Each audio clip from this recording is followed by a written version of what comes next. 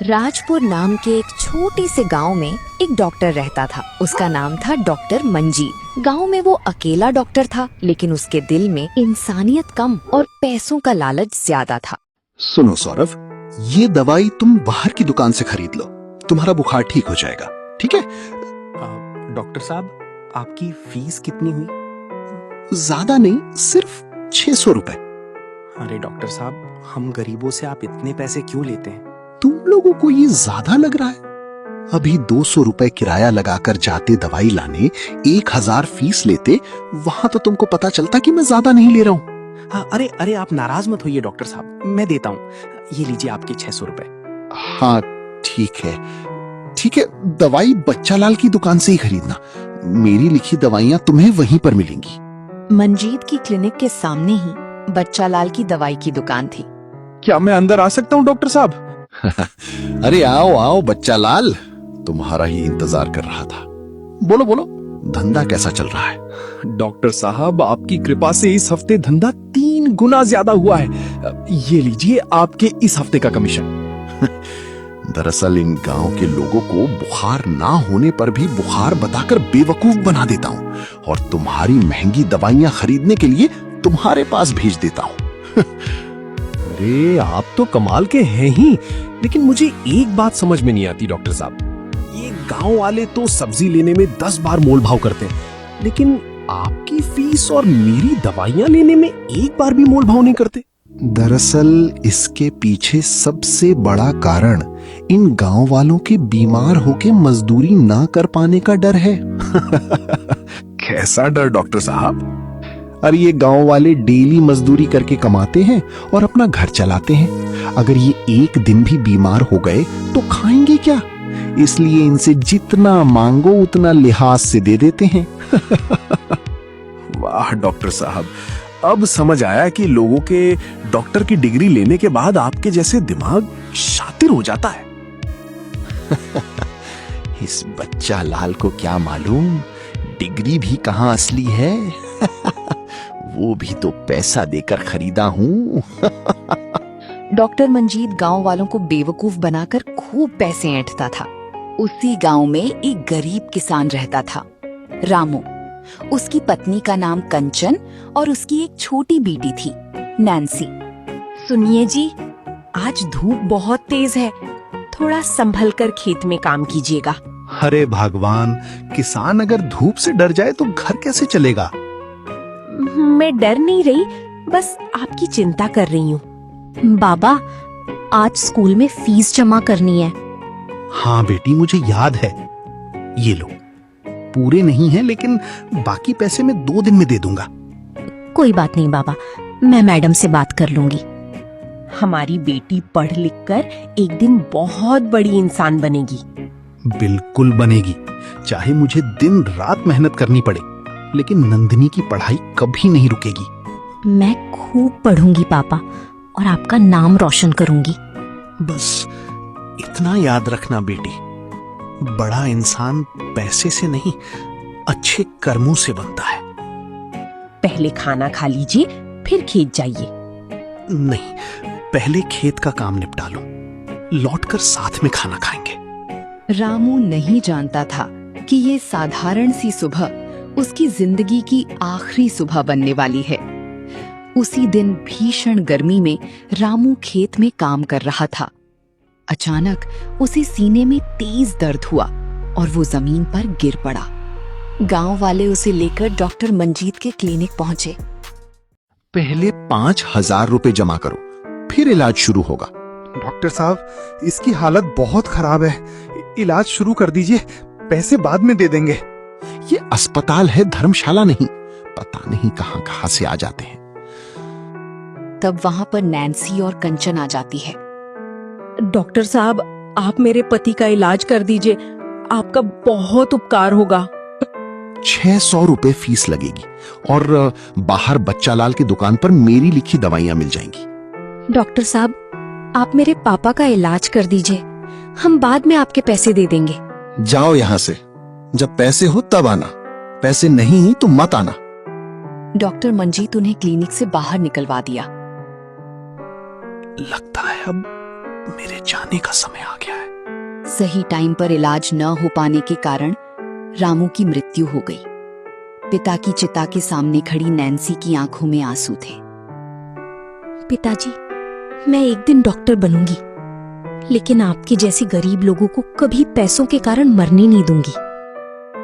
इसके बाद नैन्सी दिन रात पढ़ाई करती है।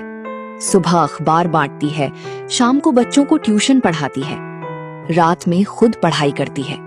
कई बार भूखी भी सो जाती है, लेकिन उसका सपना नहीं टूटता। साल बीतते गए। नैन्सी मेडिकल कॉलेज में दाखिला पा जाती है। नैन्सी अपने एक दोस्त के साथ बैठी थी। अरे यार नैन्सी, तुम हमेशा इतनी सीरियस क्यों रहती हो? ज्यादा बोलती भी नहीं, ना तो किसी से ज्यादा हंसी मजाक करती हो, बस कहीं कोने में बैठकर पढ़ती रहती हो। मनीष, तुम मेरी प्रॉब्लम नहीं समझ सकते। कि प्रॉब्लम क्या है? मुझे डॉक्टर बनके गांव वालों का सस्ते में इलाज करना है, क्योंकि पैसे ना होने से सही टाइम पर इलाज ना हो पाने के कारण मेरे पापा का देहांत हो गया। ओह सॉरी, मुझे नहीं पता था। दूसरी तरफ गांव में डॉक्टर मंजीत का लालच बढ़ता जा रहा था। गांव वाले उससे परेशान थे, लेकिन आसपास कोई दूसरा अस्पताल नहीं था। कुछ साल बाद एक दिन गांव में नई डॉक्टर आती है। क्लिनिक के बाहर बोर्ड लगा था, डॉक्टर नैन्सी, सभी के लिए सस्ता इलाज। गांव वाले हैरान हो जाते हैं। अरे भाई मोहन, गांव में नई डॉक्टर साहिबा आई हैं। अरे बहुत तो सस्ता इलाज कर रही हैं। हाँ? अरे भाई 20 रुपए मात्र उनकी फीस है, और वो दवाई भी खुद ही देती हैं, वो भी कम पैसे में। कल ही अम्मा की दवाई लेके आया हूँ, 100 रुपए में तो दवाई भी हो गई और फीस भी। अरे क्या बात कर रहे हो भैया, बस 20 रुपए फीस लेती हैं? ये तो बहुत सस्ता है। अभी कल ही मैं डॉक्टर मंजीत से पूरे 800 की दवाई लेके आया हूँ।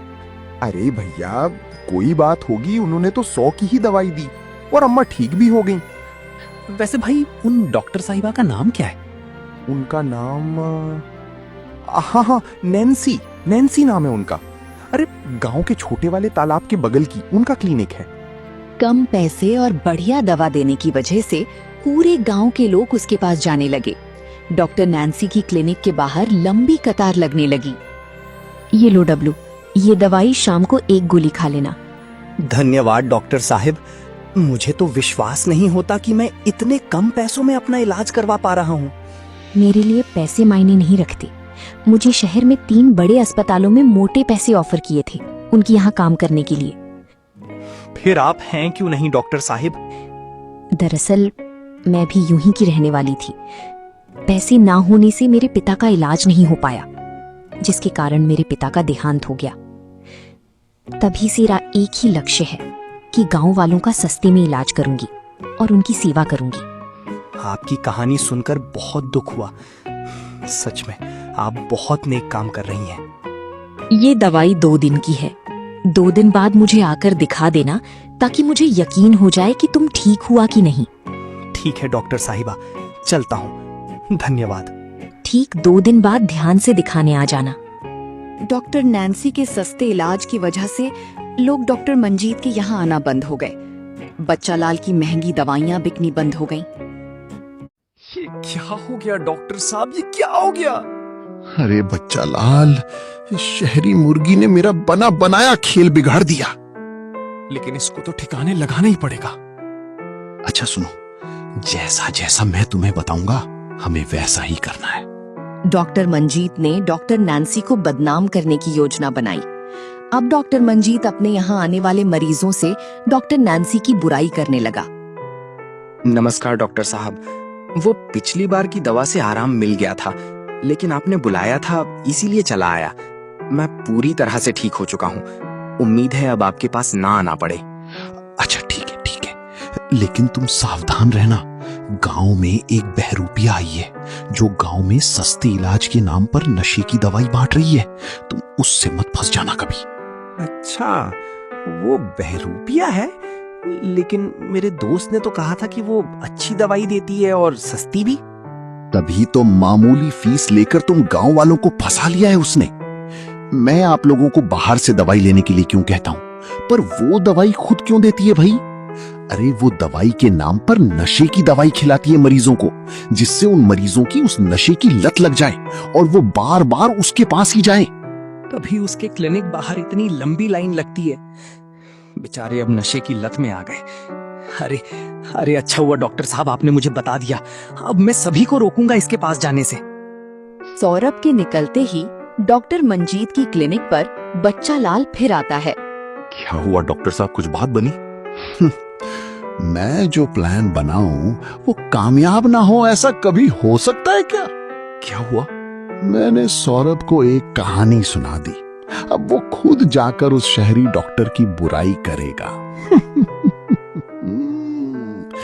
मैंने चिंगारी बहुत सही जगह सुलगाई है बच्चा लाल। अरे अरे आप तो कमाल हैं डॉक्टर साहब। पर आपको कैसे पता चला कि ये तरकीब काम कर जाएगी? नहीं मतलब ऐसे ही पूछ रहा हूं। अरे 10 साल से इन गांव वालों को बेवकूफ बनाकर उनसे पैसे लूट रहा हूं भाई। इनके रग रग से वाकिफ हूं मैं। पर वो सौरभ कैसे माना वैसे? अरे सौरभ ही नहीं बल्कि पूरे गांव के लोग हमारी नशे की गोली वाली कहानी पे विश्वास कर लेंगे, देखना तुम। क्योंकि ये गांव वाले दिमाग से एकदम पैदल हैं। उन्हें जब दवाइयों के नाम ही नहीं पढ़ना आता तो जो हम बताएंगे उसको ही मानना पड़ेगा ना। सच में आपने कमाल ही कर दिया डॉक्टर साहब, कमाल हो आप, मान गया आपको। डॉक्टर मंजीत की कही बात को सौरभ ने पूरे गांव में आग की तरह फैला दिया। डब्लू, वो सौरभ क्या बता रहा था भाई? क्या कह रहा था भाई? सुना नहीं तुमने? अरे तुम अपनी दवाई उस शहरी डॉक्टर से करा रहे हो ना, वहीं जा रहे हो ना, इसीलिए पूछ लिया भाई। पर तुमको तो कोई खबर ही नहीं लगता है। अरे क्या बात है, बताओगे भी भाई, बात को गोल गोल घुमा क्यों रहे हो? सौरभ बता रहा था कि क्या नाम है, हाँ वो डॉक्टर नैन्सी सस्ती फीस के नाम पर लोगों में नशे की दवाई बांटती रही है। अरे सब लोग ऐसा ही कह रहे थे। अरे डॉक्टर नैन्सी? नहीं नहीं, ऐसा नहीं हो सकता। डॉक्टर नैन्सी ऐसा भी कर सकती? वो बहुत सीधी इंसान है। अरे भैया, सीधा बनने से होता है लोग जल्दी विश्वास कर लेते हैं और नशे वाली गोली खा लेते हैं, समझे? यही तो है बात। अरे हमारा यकीन ना हो तो उसकी क्लिनिक के बाहर लगी कतार को देख लो, खुद ही समझ आ जाएगा। उन सबको नशे की लत लग चुकी है। अच्छा हुआ बता दिया भैया रमेश, मैं अभी इस डॉक्टर नैन्सी की दी हुई दवाइयां फेंक देता हूँ। डॉक्टर मंजीत की फैलाई हुई अफवाह से डॉक्टर नैन्सी की क्लिनिक पर मरीज आना बंद हो गए। आजकल क्या हो गया, मरीज एकदम से आना बंद हो गए हैं। वो डब्लू भी दोबारा दवाई लेने नहीं आया। लगता है उसके घर ही जाके देखना पड़ेगा। नमस्ते डॉक्टर साहिबा। डब्लू, तुम दोबारा दिखाने क्यों नहीं आए और गांव से भी दवाई लेने नहीं आ रहे? बात क्या है? दरअसल डॉक्टर साहिबा, गांव में आपके बारे में कुछ बातें चल रही हैं। कैसी बात डब्लू? गांव में सारे लोग बोल रहे हैं आप सस्ती फीस के नाम पर नशीली दवाएं देती हैं ताकि मरीजों को लत लग जाए और वो आपके पास बार बार जाएं। अच्छा, ये बात है। मुझे गांव वालों के करने का अच्छा परिणाम मिला। मुझे आप लोगों को पढ़ना भी नहीं आता, आप लोगों को यकीन भी कैसे दिलाऊं? डब्लू की बातें याद करके नैन्सी के सिर में अचानक से दर्द उठा और वो बेहोश हो गई। जब वो होश में आई तो शहर के बड़े अस्पताल में थी। मैं यहाँ शहर में कैसे पहुंची? अरे सोनू, तुम विदेश से कब वापस आए? शुक्र है मेरे दोस्त, तुम्हें होश आ गया। मैं अगर उस दिन तुम्हें सरप्राइज देने के लिए गांव नहीं पहुंचता तो मुझे पता ही नहीं चलता कि तुम कितने बड़े मुसीबत से गुजर रही हो। डॉक्टर ने बताया कि तुम्हें दिमाग का बड़ा दौरा आया, यानी तुम्हें 1 साल के लिए रेस्ट की जरूरत है। अब मैं तुम्हें उस गांव में नहीं जाने दूंगा। जब मैंने उन गांव वालों से तुम्हारे बारे में पूछा तो उन एहसान फरामोश लोगों ने पता नहीं क्या क्या तुम्हारे बारे में बताया। इसमें उन गांव वालों की कोई गलती नहीं है। वो सब तो दवाई का नाम भी नहीं पढ़ सकते। जरूर उन लोगों का किसी ने कान भरा है। अगर ऐसी बात है तो मैं खुद जाकर पता लगाऊंगा। तब तक तुम यहाँ आराम करो। सोनू भी एक डॉक्टर था। दोनों ने एक साथ ही डॉक्टर की डिग्री हासिल की थी। डॉक्टर साहब नमस्ते। बोलो क्या हुआ? कैसे आना हुआ? यहाँ पर पहले डॉक्टर नैन्सी बैठती थी ना। हाँ, वो अब नहीं आएंगी यहाँ। वो हॉस्पिटल में है, एक गंभीर बीमारी से जूझ रही हैं। क्या बात कर रहे हैं आप? क्या हुआ है उनको? तुम गांव वालों की वजह से जिंदगी और मौत के बीच लड़ाई लड़ रही हैं। मैं नैन्सी का दोस्त सोनू हूं। हम दोनों ने साथ में ही डॉक्टर की पढ़ाई पूरी की। नैन्सी का केवल एक ही सपना था कि वो डॉक्टर बनके तुम गांव वालों की सेवा कर सके, लेकिन तुम गांव वालों ने उनकी जेनेरिक दवाओं को नशे की दवा कहकर अफवाह उड़ा दी और वो इसका तनाव झेल नहीं पाई और उन्हें दिमाग में दौरा आ गया। मैं बहुत शर्मिंदा हूँ। अच्छा, ठीक है। ये बताओ कैसे आना हुआ? पूरे गांव वालों को बुखार और जुकाम रुकने का नाम ही नहीं ले रहा। मानो पूरे गांव में बुखार और जुकाम की लहर ही फैल गई हो।